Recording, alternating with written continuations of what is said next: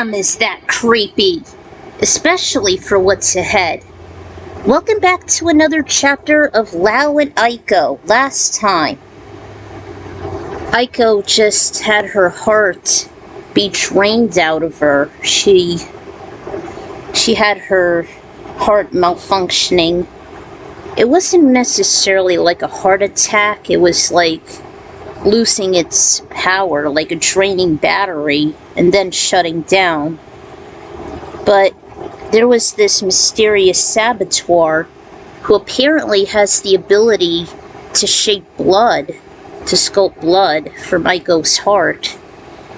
And Kung Lao was like furious with the intruder, who happened to be a red female ninja. I'm sure you guys know who she is, but I'm not going to spoil it yet. And Kung Lao defeated her, but she was able to slip away. So Fujin actually had to carry her to the Sky Temple, and this was during the night of the wedding, and the invitees were coming along. So the ceremony didn't start yet. They didn't tie the knot. It was just on the brink of it until that attack. So Aiko's hands, her fate remains in the balance. Alright, continuation 6. That intruder attacked the Shaolin, Fujin observed. Then she turned to Aiko, who was completely comatose in the Jinsei pool. And she sucked out Aiko's heart like a straw. Only a fraction of her blood is left. Kung Lao sat beside her, caressing her face, and she never stirred. She couldn't fight back, as her assailant was a mistress who specializes in blood magic, surpassing the heart and her cardiokinesis. She's extremely volatile. The Wind God witnessed Aiko let out weak moans before she became limp, as her head dropped to the side, passing out. He recalled Kung Lao attacking the Crimson Stealth with his steady hat, but kept regenerating after slithering away. Kai soon blasted her as an animate blood mass. Then she retreated and remained hidden. Worst of all, with the cardiokinetic out of commission, she can't be detected of her whereabouts, putting more innocents in danger. So why can't you stop her? She was upset. You're a god! You would have prevented that! That saffron succubus almost killed Aiko! She's still out there, and I'll put an end to her! He immediately stood up and held his hat. No, Kung Lao! Stop! There was a burst of orange flames which almost immediately extinguished as Lord Liu Kang emerged. The surprised observers bowed, but Lao still stood firmly. He rose a hand. If you look for that warrioress with that negative mindset, you will meet the same fate. Brother, who is she? Where is she? Ruby. Kung Lao looked upon her, as did the other monks, Ashra, Sindel, Fujin, Nightwolf, and Kai. Ruby! That name sounds vaguely familiar. I remembered we were chasing after her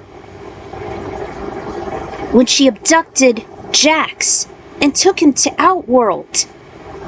But that was only several years ago.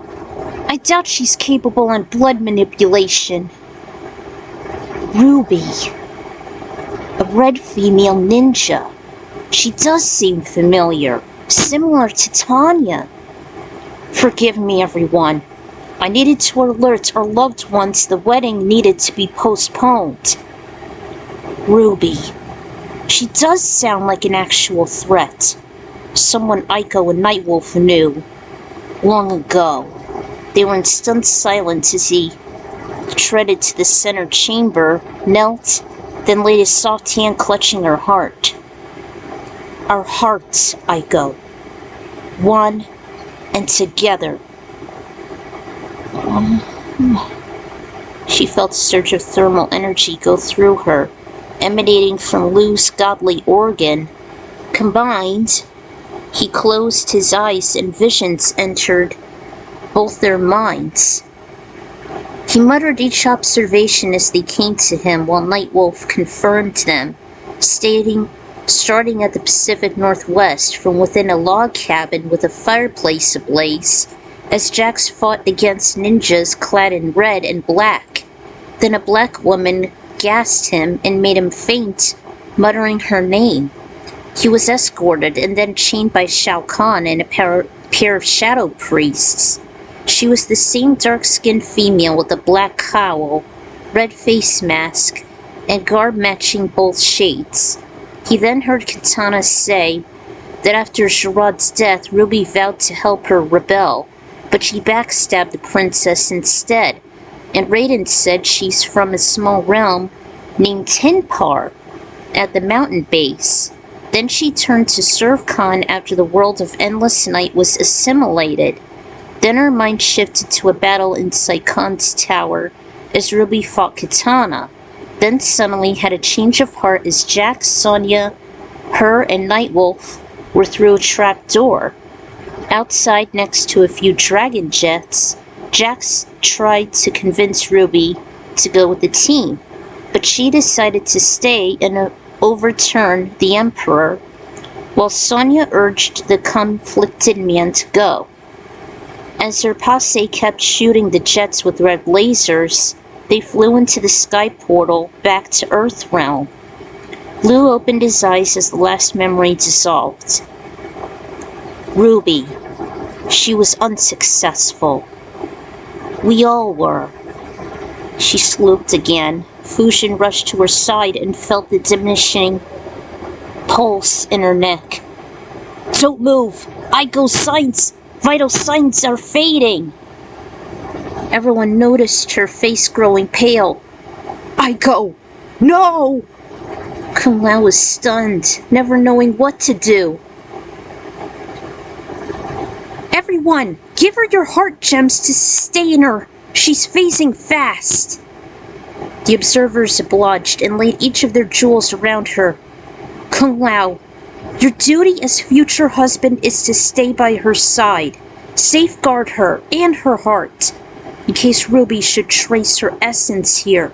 Kitana shall follow her and confront. The shaman queried, "What's wrong?" A grim look appeared on the timekeeper's face.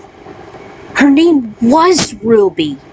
If I'm correct, she must also be Scarlet. Kitana was outside the Temple of Light gazing onto her amulet, which glimmered the same visions Aiko had as well as watching Liu Kang. I know who she is. Liu Kang, Kung Lao, and I once fought her in Outworld, while we're saving Jade in our own era. Her mind flashed back to 2008 after Chronica's Timequake occurred, and it's the events of Mortal Kombat 11. Scarlet was formidable as she kept using her contaminated blood kinesis. However, Kitana had the upper hand, being flimsy and using her fans and basic aerokinesis. Kung Lao and Liu Kang escorted Jade back, albeit soaked, since they'd needed to rinse off their Tarkatan disguises, in which Scarlet read through easily, then presenting Kotal on genocide onto them, or preventing. Kitana, Aiko was inside the Jinsei chamber. I can't say how long she'll hold out. She may be on life support. Liu Kang! I know who the saboteur is. Yes, it is Scarlet, but she kept saying her name was Ruby. I've read her heart. Ruby. That name does ring a few bells from my mortal self and observing through the hourglass from a bygone era. But how can Scarlet be transported to this era from our timeline? It's impossible she should transfer from another. Unless... Her eyes widened as Kitana mind reflected herself being in a laboratory filled with hanging corpses and massive glass retainers. A lively, barely naked female body laid on a wooden table. As the Edenian inspected her, she startled her by opening her cinnabar eyes and glared her fangs. Scarlet might have been in this era. Shao Kahn created her as his daughter, just like Melina. So, she must have been born within the flesh pits. A straggler, perhaps, since we never saw her during Armageddon. A distant male scream interrupted her hypothesis. She is here, Liu Kang! She materialized her signature fans and dashed through the chaos. She arrived just several feet away, and she witnessed a fallen monk and a young girl barely moving atop a large blood puddle. She went to the weak male first, and her amulet illuminated in a cerulean hue which coursed through him. She then focused on the wee lass and hesitated. Noticing the complexion, she muttered, "You'll be all right." "Scarlet!" She sliced with her fan, much to the victim's dismay. "She's just a little girl." "No! She is Scarlet. She was the culprit draining Aiko's essence. I could sense it in her. Go and seek shelter within the Sky Temple." "So you challenge me without relent. You are quite the tasteful, though foolish one." She drew out crimson sighs dripping with blood. "You have Aiko's essence, and you've betrayed your realm for serving Shao Kahn instead of defending Hinpar. It is you who is the snake." Her sultry sustenance was quite the feast, just as much as Edenian blood. I may be from Edenia, the realm you helped Shao Kahn usurp. I am not who you think I am. Fight! Recollecting her strategy, Kitana became agile, keeping her distance from the vampire's grasp. Her fans did most of the dirty work, slicing Scarlet's vessel, but she also noticed it reassembling itself. She was still persistent, even allowing some of her whirlwinds to knock her off her feet. Scarlet often conjured different weapon structures made entirely of blood, such as a pair of scythes, a long sword, and occasionally switching for her own blood sports, including leaving a trail behind her, balls, and streams.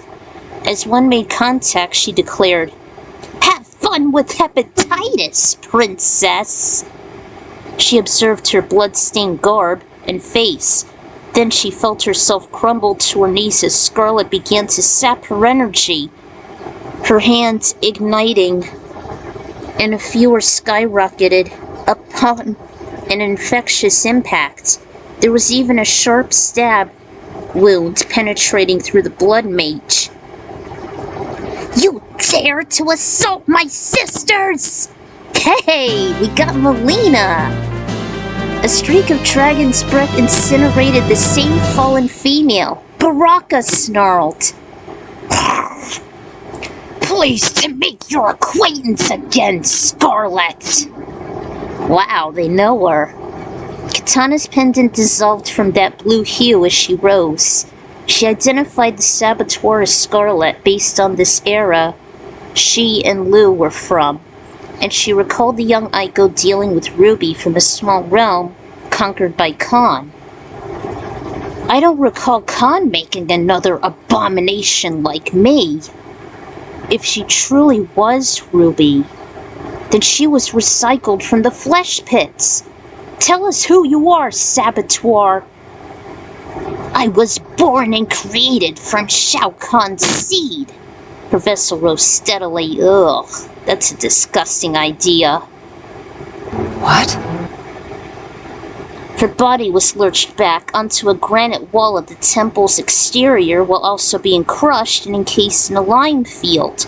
Ermac, in that same garb, rose an arm, keeping her steady.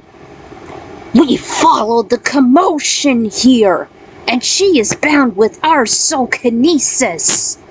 His voice eerily echoed with several other muffled tones. Father! Can you take in Aiko's essence? We'll try. His hand twisted and Scarlet wailed as he began to hold the neon green orb, enlarging the more he drained her. Kitana took out her own heart gem, held it up, and conjured making the gem ignite as it also emptied Scarlet's blood. A few moments later, her vessel remained as an ashen husk. Kitana gazed onto the energized gem. I have Aiko's blood code. Sought out the flesh pits. The ruby responded, glowing, and granting the user as it viewed that same horrid hideout she remembered, just before she was captured by Khan, awaiting execution. It's Mortal Kombat 9, it's her era. Melina stepped toward the empty vessel, barely breathing. She drew at her sighs and sneered. Melina, wait! She bore her fangs after uncovering her vial. Sister!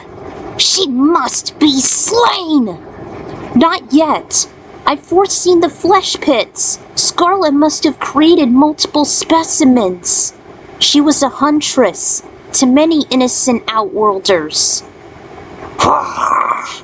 She's slain our people! No better than the accursed Emperor!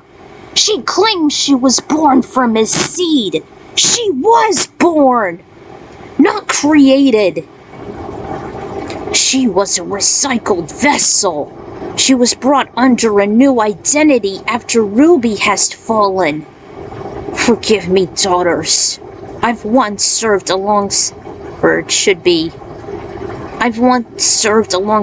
her and witnessed Khan's torture, then her disturbing resurrection. It should be we. She was born, but also modified, then mollified, then modified. I see. Then we must destroy the flesh pits before any more remnants should resurface. Baraka, Melina, I will use your assistance. Destroy everything that's in it. Gather as many as possible to fight in your stead. Father, you may... Father? His voice and composure changed back to the noble king. Daughter, Aiko's situation is grim. I do not have her soul. She is in limbo, in very grave danger. Well, Ermac can read souls, good thing. The next thing the doomed cardiokinetic knew, hot air kept licking her face, making her stir amongst the heavy, dry air. The first thing she saw, while laying on her stomach, was the opaque and dim-lit backgrounds, as well as orange smoke blowing across the burnt earth. She slowly rose up and sat still for what seemed like minutes, until her head and eyes became clearer. As the dry eyes adjusted, another error, she made out the large cinnabar door that nearly looked like a lit show curtain with a demon's head as the epicenter decor, nearly looking like the former warlord Shinnok. I think you know this place. Her face fell and her eyes widened as she realized, no! I'm in the Netherrealm! My soul must have been damned after Ruby drained me. She went into a fetal position as she was about to break down, dreading she'd spend her eternity there, in that accursed evil realm, courtesy of Shinnok's taint over her soul, never getting married to Lao. Then her mind shifted as she heard distant booms emanating from the temple itself, also as if they belonged to either the Mikiba or Matoka. As she listened more, they seemed to subdue her. Hyperfixated, she followed them. They had beaten slightly louder at the main chamber, where a pair of crimson-spiked thrones stood. A mirrored and more tribal undead of the cardiokinetic went to whom it seemed to be Liu Kang as a Dark Emperor. She made a kowtow before him. Chieftain, the Netherrealm must be secured, with your dishonored puppeteer no longer pulling your strings. We shall rule our domain as one. The Dark Lotus will rise. Yes, Chiefess. Shinnok would no longer control us. We are now the proud rulers of the Netherrealm. But our duties are not for conquest. At least not yet. Until our domain is no longer warring in chaos by this shift in power. She rose her head, her eyes gleaming in a bright red as she grinned into her demonic lover. The power is ours. We must start.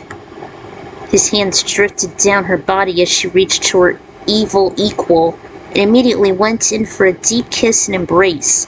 She went on to her mate's lap, wrapping her legs around him as her innard went in and out, welcoming him.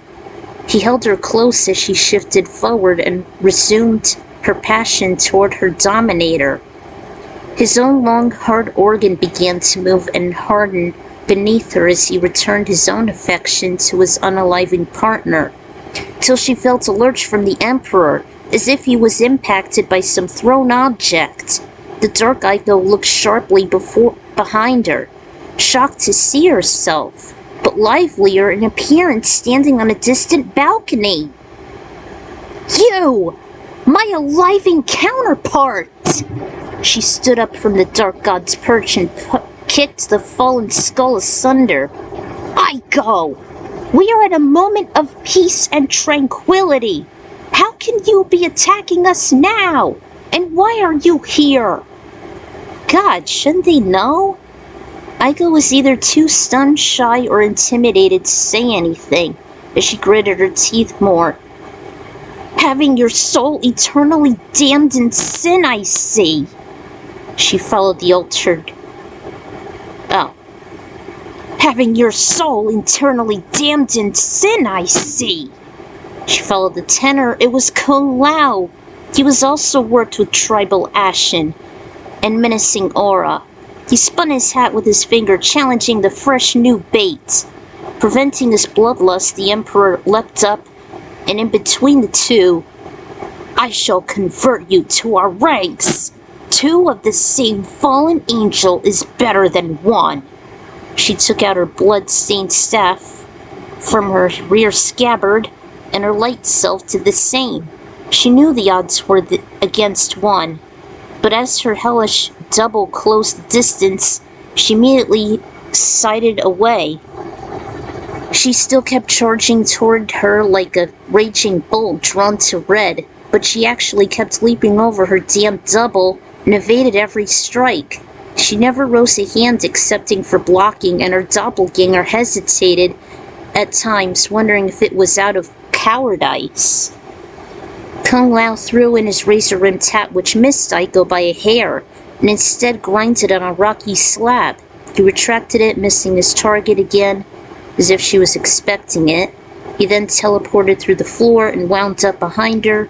Aiko expected that maneuver and dodged as she felt his hat's breath like a dragon's. Hot breath.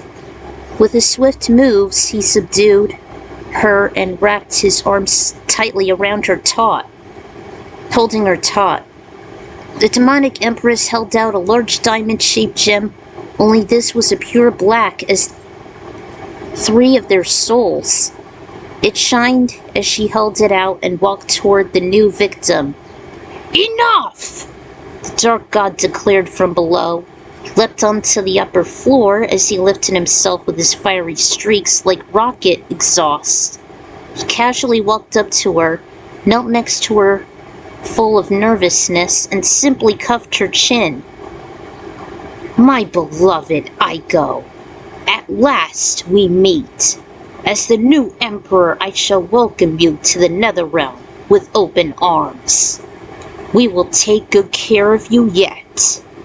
She was actually numb, not knowing how to feel, either scared out of her wits or kind of aroused. I shall convert you so you become one of us and married to Kung Lao. She let out a weak squeak. No! I need to be wed to the living Kung Lao! Her twisted twin rose a hand. I object. Liu and Lao looked at her, as if she grew two heads like a hydra. No, she cannot be one of us. You already have me, don't you? She can just be a burden to us. She may have the taint from Shinnok, but she doesn't belong here. It would be better if there was one of me. Look, you wanted to find me in my dystopian future. You finally did, and converted me as soon as you became corrupt. Then why would you attack me, young one? Because that was only a strike of revenge from when you destroyed all of Earthrealm and me so long ago. She finally found her courage. I never wanted to fight you. You wanted to find and convert me, didn't you? And you already have me. Besides, all of you are us. Ourselves manifested in darkness. What would she do? Turned to her dark half. Awed by her words, Kung Lao lowered his hands and let her stand. Besides, I too hate the Elder Gods. You and Shinnok were right. They are petty watchers over lower life forms, and not once did I make an offer to them. Chronica manipulated them too, and Shinnok moved on to the Purgatory by his sister Cetrion after Armageddon. And Raiden and your mortal self merged, sacrificed his self with Blaze. Oh man, that was a tragic fate. The undead trio was actually taken aback by your valiant story. Liu and Lao stood up. Your virtue has been proven. Such shines a good deed in a weary world. The mediator is proven innocent. Justice and retribution are trifling things. Your vessel is dying, but your soul shall remain elsewhere. You brought validation to us once I've converted you. If I would have wedded Kitana, perhaps she'd do the same and bring forth peace to us all. I have no desire to claim your soul. Go forth. She saw him do something she'd never expected. He held out an open palm, lecturing for a peaceful truce. With a thin grin, Aiko slowly held out a hand and shook his, with Liu making a strong grip. As if she exited a dream, she hardly noticed her hazy transition and exit from the underworld. Damn! The idea of having Aiko go into a coma and then drifting to the Netherrealm, as well as dealing with her old nemesis, was inspiration from Rocket's point of view in Guardians of the Galaxy 3. This was actually what helped me begin this story anyway. After all, Rocket is my favorite Guardian. Of course, the peace talk was also inspired by Kung Lao's ending from MK Gold. One of the best endings ever, next to Raiden, Fusion, and Cyrax. Until Spoony Boony ruined it. By not fighting was a little tidbit of both Pikachu not battling his clone in Mewtwo Strikes Back, as well as Cecil dealing with his doppelganger in Final Fantasy IV. There was also a callback to Defenders of the Realm on the second to last episode, Abandoned, which, if you've seen my personal countdown, I've always abhorred that because of Ruby's betrayal, as well as tension with Jax.